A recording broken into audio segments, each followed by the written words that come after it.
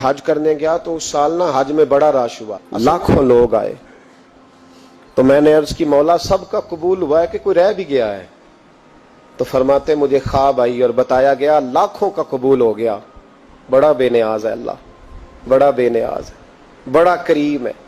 چاہے تو گھر بیٹھے بیٹھے کہے ماں باپ کا چہرہ دیکھ میں تجھے حج کا ثواب دیکھ، ماں باپ کا چہرہ کا سب کا قبول ہوا. ایک ہے محمد بن ہارون بلخی، اس کا نہیں قبول ہوا. فرماتے ہیں میں سویرے اٹھا تو میں ڈھونڈنے لگا کہ بلخ کے لوگ، خراسان کے لوگ کہاں ٹھہرے ہوئے ہیں. وہاں علیحدہ علیحدہ ہوتے ہیں نا، یہ پاکستانیوں کی بلڈنگیں، یہ انڈین ہیں، یہ فلان ملک ہیں. تو کہتے ہیں میں ڈھونڈتے ڈھونڈتے پہنچا تو میں نے بلخ کے لوگوں کو پا لیا. میں نے پوچھا تم میں محمد بن ہارون بلخی کون ہے؟ تو لوگ کہنے لگے وہ تو بڑا نیک آدمی ہے، بڑا پرہیزگار ہے. کہتے ہیں میں نے کہا مجھے خواب آئی ہے، حج قبول نہیں ہوا، یہ تعریفیں کر رہے ہیں.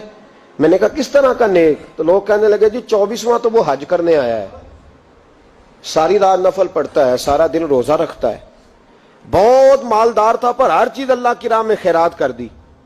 فرماتے میں نے کہا وہ کہاں ہے؟ کہنے لگے پہاڑ کے پیچھے خیمہ اس نے لگایا ہے، وہاں اللہ اللہ کر رہا ہے. حضرت مالک بن دینار علیہ رحمہ فرماتے میں وہاں پہنچا، مصلی پہ بیٹھا تھا، سلام پھیری. میں نے السلام علیکم کے بعد کہا آپ محمد بن ہارون بلخی ہیں؟ کہنے لگا ہاں. آپ مالک بن دینار ہیں؟ میں نے کہا کہ اس نے تو میرا نام بھی جان لیا بغیر بتائے. فرماتے میں نے کہا کہ ہاں میں مالک بن دینار ہوں. کہنے لگے کیسے آئے ہو؟ میں نے کہا بس ملنے آیا تھا. کہنے لگے نہیں، جس کام آئے ہو وہ بتاؤ. میں نے کہا میں ملنے آیا ہوں. تو کہتے ہیں وہ رو پڑے. کہنے لگے نہیں، آپ کو خواب آئی ہوگی کہ میرا حج قبول نہیں ہوا. کہتے ہیں میرے رونگٹے کھڑے ہو گئے کہ اسے اتنا بھی پتا ہے کہ میرا حج قبول نہیں ہوا. میں نے اس کو کہا کہ تجھے کیسے پتا کہ مجھے خواب آئی ہے؟ کہنے لگا مالک بن دینار مجھے 24 سال ہو گئے، میں اس بے نیاز کے گھر کا طواف کرتا ہوں، میں حجر اسود کے بوسے لیتا ہوں، میں مقام ابراہیم پہ نفل پڑھتا ہوں، میں صفا مروہ کی سعی کرتا ہوں، پر 24 سال بیت گئے. جب میں طواف وداع کرنے کے قریب آتا ہوں تو کوئی نہ کوئی اللہ کا ولی آ کے کہتا ہے دوڑ جا تیرا کوئی نہیں قبول ہوا. 24 سال. تو مالک بن دینار فرماتے میں اس کے قریب بیٹھ گیا اور اس کے گھٹنے پہ ہاتھ رکھا. میں نے، بندہ بھی معذور تھا، اس کا ایک ہاتھ کٹا ہوا تھا، چہرے پہ عبادت کے نشانات نمایاں تھے. اور میں نے کہا یار پھر تیرا حج قبول کیوں نہیں ہوتا؟ تو کہنے لگا مت پوچھ، تو مجھ سے نفرت کرے گا. میں نے کہا نہیں تو بتا. کہنے لگا نہ پوچھ. میں نے اصرار کیا تو کہنے لگا اس لیے نہیں قبول ہوتا کہ میں اپنی اماں کا نافرمان. ماں کا نافرمان کیا ہوا؟ تو کہنے لگے اللہ نے دولت دی، جائیدادیں، گھوڑے، زمینیں، میں عیاش ہو گیا، میں اللہ کے دیے ہوئے مال کو ناجائز جگہ خرچ کرنے لگا. ماں میری بوڑھی تھی، عبادت گزار تھی، مجھے سمجھاتی تھی. رمضان کا مہینہ، عصر کے بعد اماں تنور میں روٹیاں لگا رہی، میں گھر آیا شراب کے نشے میں، اماں روٹی دو. ماں کہنے لگی شرم کر، روزہ رکھا نہیں تو جنہوں نے رکھا ہے ان کا تو خیال کر. کہتے ہیں یہ لفظ میں نے سنے تو ماں کو ایک تھپڑ دے مارا.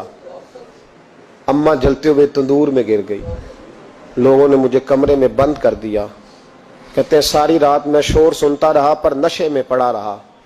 اگلے دن ظہر کے بعد آنکھ تب کھلی جب میری بیوی الماریوں سے کپڑے نکال رہی تھی.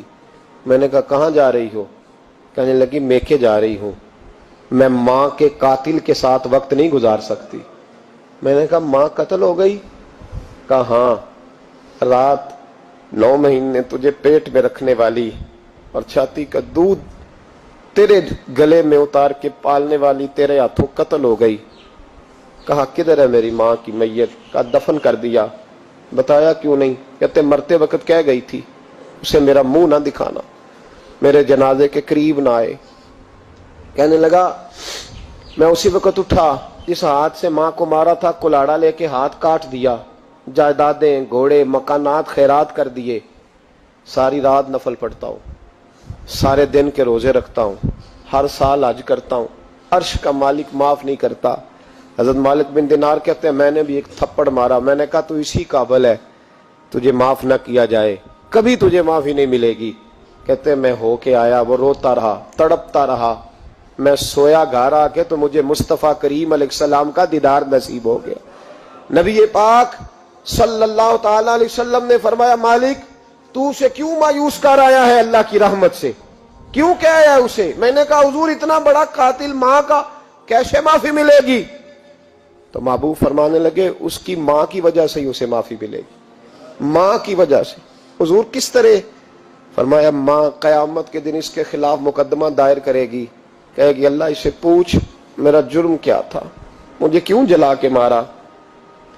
رب بات سنے گا اور پھر کہے گا اٹھاؤ اس کے بیٹے کو۔ ماں او بچے کی ماں بھیجے نا اب تیرے بیٹے کو سزا دے، کہے گی یا اللہ سخت سزا دے، تو رب کریم فرمائے گا اٹھاؤ اسے جہنم میں لے جاؤ۔ مصطفیٰ کریم فرمانے لگے جب زنجیریں ڈال کے فرشتے دوزخ کی طرف لے جا رہے ہوں گے نا تو پلٹ کے ماں کی طرف دیکھے گا، تھوڑا پھر آگے بڑھیں گے تو پھر دیکھے گا، پھر دوزخ کے قریب جائیں گے پھر دیکھے گا اور کہے گا اماں جی مجھے جلائیں گے، مجھے تکلیف ہوگی، زندگی میں جب درد ہوتا تھا تیرا نام میری زبان پہ آتا تھا، اماں مارنے لگے ہیں مجھے، جلائیں گے۔ میرے مصطفیٰ کریم فرمانے لگے وہ ماں اسے جلا کے مار دیا، وہ میدان محشر بول پڑے گی، کہے گی اللہ اے اللہ اے اللہ۔ رب کریم فرمائے گا عرض کرے گی مولا میں نے معاف کیا تو بھی اسے معاف کر دے۔